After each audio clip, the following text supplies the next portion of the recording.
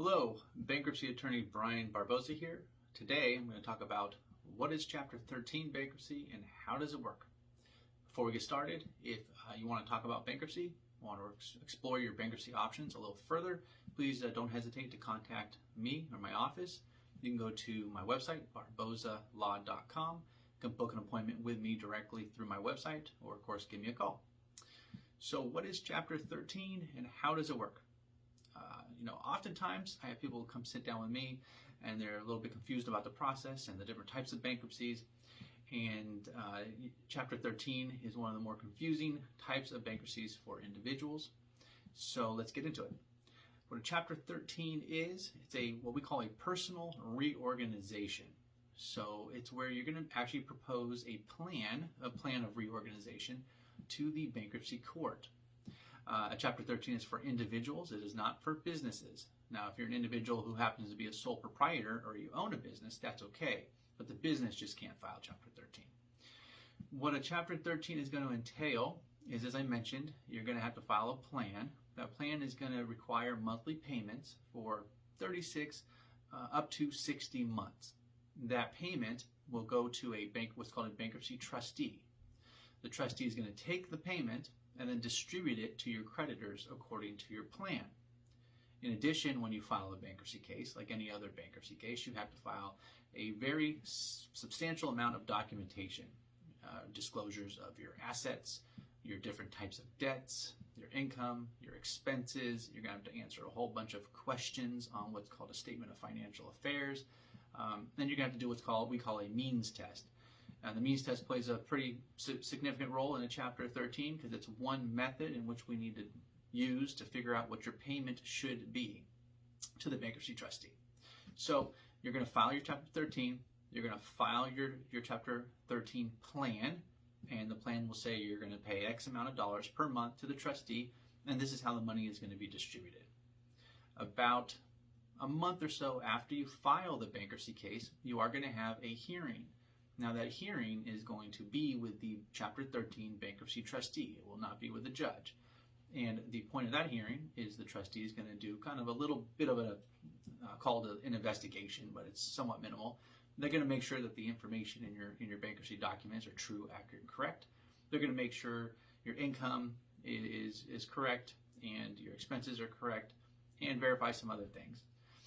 It's also going to give your creditors an opportunity to ask you questions while you're under oath. So there may or may not be creditors at that meeting, but that is an opportunity for them to ask you a few questions. After that, there are additional hearings, but those are called confirmation hearings. And most of the time, unless it actually requires evidence, the debtor, would not be at those hearings. It's usually just your attorney, and that is where the judge is present and the trustee. And the goal is to get your plan confirmed. Confirmed means the judge has approved the plan. The plan is now court order. And you, the trustee, and your creditors all have to abide by the terms of the plan. Once you get your plan confirmed, now you're making your payments. You've been making your plan payments since the case began, but now it's going to be ongoing until the duration of your plan expires, which again is either going to be 36 months or 36 payments, up to 60 months, which is 5 years, monthly payments. Once you've made your final payment, then an order will be entered by the bankruptcy judge, which will declare that you are now discharged of your debts that you can legally discharge in a bankruptcy case. So at the end of the day, your creditors, let's say credit card debts or medical bills, they may only be paid a fractional amount of which they were owed, let's say 10% or 15%. And whatever's remaining at the end of your bankruptcy case will be discharged. One of the nice things about a Chapter 13 is it gives you that 60-month or 36-month window to catch up on things like back-owed mortgages. So Chapter 13 is usually used when you are behind on your mortgage, you're facing a potential foreclosure, and it's going to give you that's 36 to 60 months to get caught up on your mortgage. It also allows you to pay certain debts ahead of others. For instance, if you are now in significant tax debt, when you make your payment to the bankruptcy trustee, he or she will then distribute it to your taxes before other creditors, because taxes are what we call priority debt. So there are certain types of debts that are given higher priority than others, and they get paid first. So there are a multitude of reasons why you would file a Chapter 13. over other types of bankruptcies, especially if you're behind on your mortgage, you have significant tax debt. Maybe you're behind on a car payment and you still actually have possession of that car. There are certain reasons you would file Chapter 13 as opposed to another type of bankruptcy. So that's it. That's how Chapter 13 works. That's what you can expect.